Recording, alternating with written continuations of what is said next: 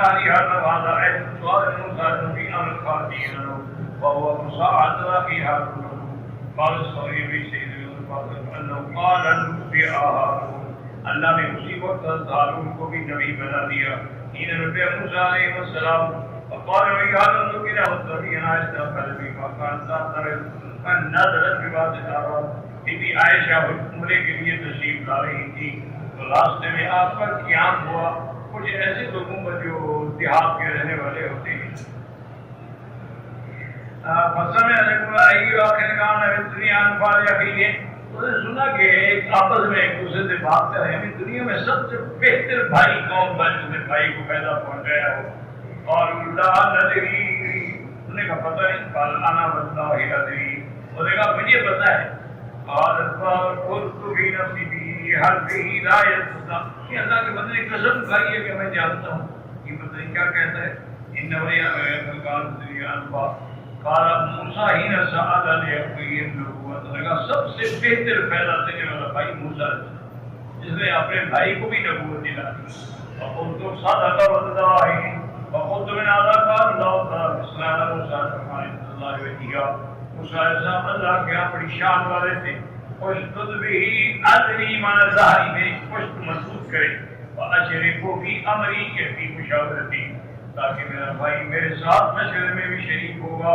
اور جب ہم کٹھے ہوں گے کہیں نو سب بیا کا کثیر منذکر کا کثیر قال لا يكون ذاك الا كثيرا قائما وقائدا ومستريا آدمی ذاکرین میں تب شمار ہوتا ہے جب کھڑا ہو تو اللہ کا ذکر بیٹھا ہو تو اللہ کا ذکر لیٹا ہو تو اللہ کا ذکر اس کے بعد کہتے ہیں انکم بنا بصیرا فی استفاء کے ناوے اتارے کہ یا انکو وذا وبعثت بسمک لا الہ الا انت لا الہ الا انت الحمد للہ ذالک تو اللہ پاک آپ جانتے ہیں کہ آپ نے ہمیں اپنے پیغام کے لیے چن لیا اور ظالم کے پاس آپ نے ہمیں پیغام دے کے بھیجا ہے تو یہ آفت اور اس سے بعض علماء نے استدلال کیا ہے کہ میرا بھائی بھی جب میرے ساتھ ہوگا ہم مل کے تیرا ذکر جماعت کے ساتھ ذکر میں زیادہ فرق ہے اکیلا آدمی ہو لیکن جب دو ہو جائیں جب تین ہو جائیں جب اسی لیے اللہ نے داؤد علیہ السلام کے لیے بھی پہاڑوں کو مسخر کر دیا تھا کہ جب داؤد علیہ السلام ذکر کرے ساتھ پہاڑ بھی ذکر اور اللہ بڑی بات اللہ عنہ علیہ السلام وما فيها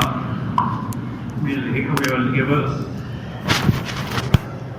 أعوذ بالله من الشيطان الرجيم بسم الله الرحمن الرحيم واضمم يدك إلى جناحك تخرج بيضاء من غير سوء آية أخرى لنريك من آياتنا الكبرى اذهب إلى فرعون إنه طغى اس میں باقی ہے ہاں جی قال قد أوتيت سؤلك يا موسى ولقد مننا عليك مرة أخرى إذ أوحينا إلى أمك ما يوحى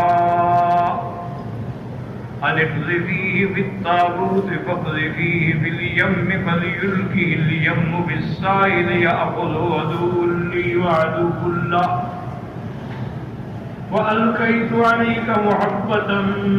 مني ولتصنع على عيني إذ تمشي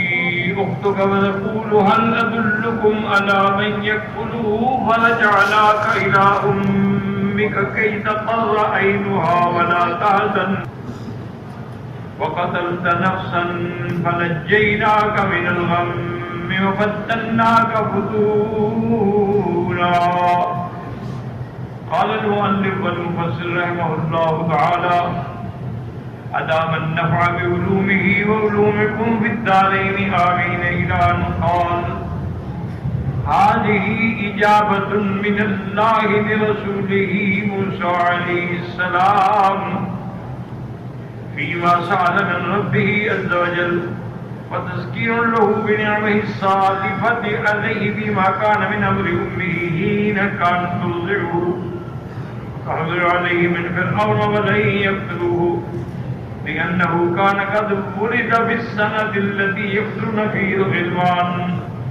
اب اللہ تبارک و تعالیٰ نے ان آیات میں ارشاد فرمایا کہ ہم نے موسیٰ علیہ السلام تمہاری ساری دعائیں قبول فرما لی، اور اللہ نے جو اس پہ پہلے نعمتیں فرمائی تھی اس کو بھی یاد کرایا کہ جب تیری والدہ تمہیں دودھ پلا رہی تھی اور ڈر رہی تھی فرعون سے، اس کے لشکر سے کہ وہ آ کے قتل نہ کر دیں، کیونکہ یہ وہ سال تھا جس کے اندر لڑکوں کو قتل کیا جاتا تھا۔ فرعون نے ایک حکم جاری کر دیا تھا کہ کوئی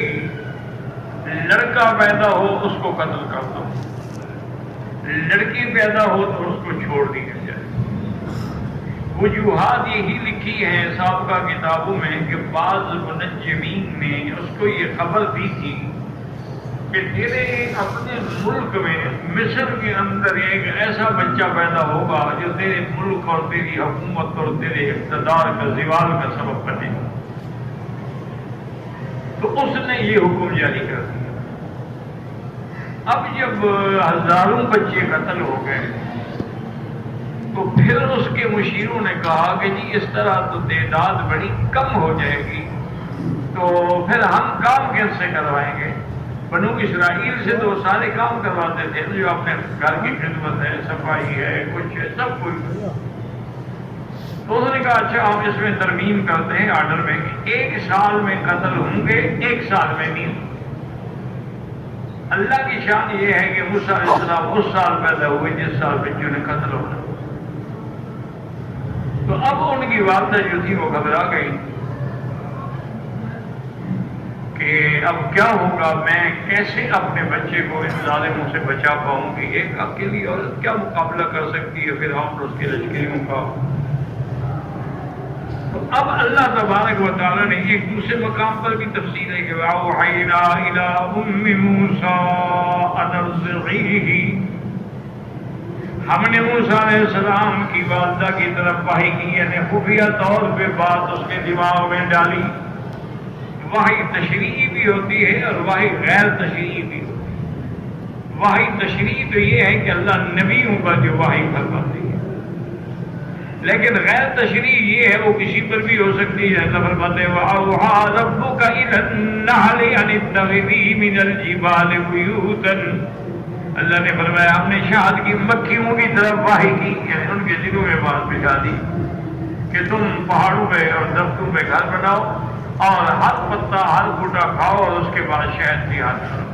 تو وہاں بھی لفظ اوحینا، اوحیٰ ربک الی النحل ان اتخذی من الجبال، اور یہاں بھی تھا اوحینا، جب اس آیت میں بھی اذ اوحینا الی امک ما یوحی،